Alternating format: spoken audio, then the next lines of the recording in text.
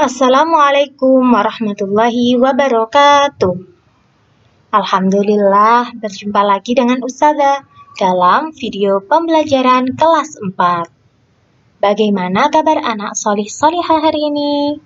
Semoga semuanya dalam keadaan sehat walafiat dan tetap semangat belajar dimanapun.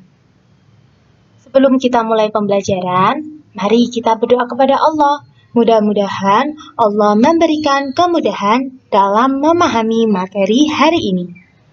Kita mulai pembelajaran kita dengan membaca basmalah bersama-sama. Bismillahirrahmanirrahim. Selanjutnya, mari kita siapkan buku tema 4G, buku tulis, dan alat tulis lainnya. Gunakan untuk mencatat informasi penting atau jawaban dari pembahasan soal penilaian akhir subtema 3 pada halaman 114 sampai 116. Baik, kita mulai ya pembahasannya. Soal yang pertama. Apa gagasan pokok dari teks tersebut? Teksnya dapat anak-anak lihat di buku paket ya. Jawabannya adalah kesatuan bangsa Indonesia harus dijaga dengan baik. Kalimat utama paragraf tersebut berada di akhir paragraf karena berupa kalimat simpulan. Ingat ya, kalimat utamanya berada di akhir karena berupa kalimat simpulan. Soal yang kedua, sebutkan informasi yang kamu peroleh dari teks tersebut. Jawabannya, Indonesia merupakan negara kesatuan, meskipun memiliki beragam suku bangsa dan banyak pulau. Soal nomor 3. Arti kata-kata sulit dapat kita cari dalam. Jawabannya adalah C. Kamus Besar Bahasa Indonesia. Soal nomor 4. Menurut pendapatmu, bagaimana cara untuk menjaga persatuan dan kesatuan bangsa? Persatuan dan kesatuan bangsa dapat dijaga dengan menumbuhkan sikap toleransi antar sesama. Soal nomor 5. Bola yang dilempar ke atas akan kembali jatuh ke bawah. Hal ini menunjukkan adanya gaya. Jawabannya adalah gravitasi. Gaya gravitasi menyebabkan benda yang dilempar ke atas akan jatuh ke bawah. Soal nomor 6. Coba perhatikan gambar berikut. Gaya yang terjadi dari kegiatan tersebut yaitu A. Gaya gravitasi. Karena kegiatan pada gambar tersebut menunjukkan seseorang yang melakukan terjun payung. Soal nomor 7. Gaya yang ditimbulkan oleh dorongan dan tarikan dari magnet disebut gaya magnet. Soal nomor 8. Saat pengendara sepeda melewati jalan yang miring, ia harus menjaga keseimbangan dan mengerem sepeda agar tidak jatuh. Peristiwa mengerem sepeda yang dilakukan oleh pengendara tersebut menggunakan gaya. Jawabannya adalah C. Gaya gesek. Soal nomor 9. Toleransi adalah suatu sikap saling menghargai kelompok-kelompok atau antar individu dalam masyarakat ataupun dalam lingkup lainnya.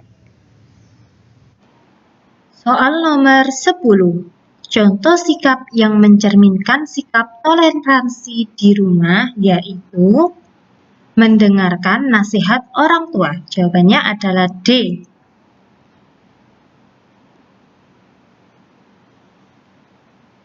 Soal nomor 11. Apa saja manfaat adanya keragaman ekonomi? Jawabannya dapat saling memenuhi kebutuhan, memperluas lapangan pekerjaan. Yang ketiga, meningkatkan pendapatan dan kemakmuran masyarakat. Yang keempat, menghasilkan devisa bagi negara. Dan yang kelima, memanfaatkan sumber daya yang lebih efektif dan efisien. Soal nomor 12. Manfaat sikap toleransi adalah mempererat tali persaudaraan. Jawabannya adalah B. Pembahasannya, manfaat sikap toleransi diantaranya yang pertama, kedamaian, berarti tidak ada konflik. Yang kedua, keharmonisan dalam hubungan beragama. Yang ketiga, meningkatkan rasa nasionalisme. Soal nomor 13. Montase adalah suatu karya seni dua dimensi yang dibuat dengan cara menempelkan gambar-gambar yang sudah ada dan dikombinasikan sehingga membentuk gambar baru yang memiliki makna atau cerita yang berbeda. Ingat ya, montase itu menempelkan gambar-gambar yang sudah ada sehingga membentuk gambar baru. Soal nomor 14. Perhatikan gambar di samping. Hasil karya seni yang terdapat pada gambar disebut B. Montase. Soal nomor 15. Jelaskan perbedaan mozaik dan aplikasi. Mozaik adalah karya seni yang dibuat dengan menggunakan material atau kepingan-kepingan yang sengaja dibuat dengan cara dipotong-potong. Sedangkan aplikasi adalah karya yang dibuat dengan menempelkan bermacam-macam hiasan kain yang sudah dibentuk sebagai hiasan pada kain dasar. Soal nomor 16. Perhatikan gambar tersebut. Cara yang digunakan dalam membuat hasil karya tersebut yaitu, jawabannya adalah D. Aplikasi. Soal nomor 17. Perhatikan gambar tersebut. Jenis usaha yang terdapat pada gambar yaitu jenis usaha dalam bidang. Jawabannya adalah C. Jasa. Soal nomor 18. Sebutkan apa saja jenis-jenis usaha perekonomian yang ada di masyarakat Indonesia. Jenis-jenis usaha perekonomian di Indonesia, yang pertama adalah pertanian, yang kedua perdagangan, yang ketiga peternakan, yang keempat perikanan, yang kelima pertambangan, yang keenam adalah jasa. Soal nomor 19. Berikut merupakan barang-barang hasil tambang, kecuali B. Garam.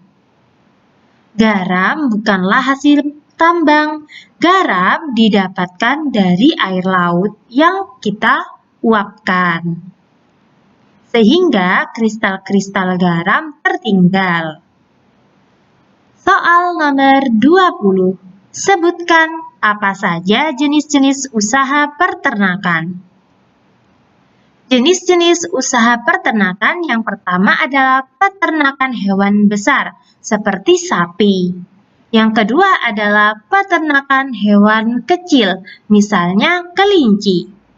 Yang ketiga adalah peternakan ikan seperti lele. Dan yang keempat adalah peternakan unggas seperti peternakan ayam. Alhamdulillah, kita sudah melaksanakan pembahasan soal subtema 3.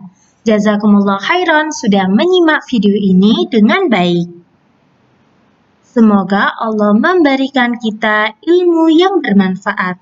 Amin. Wassalamualaikum warahmatullahi wabarakatuh.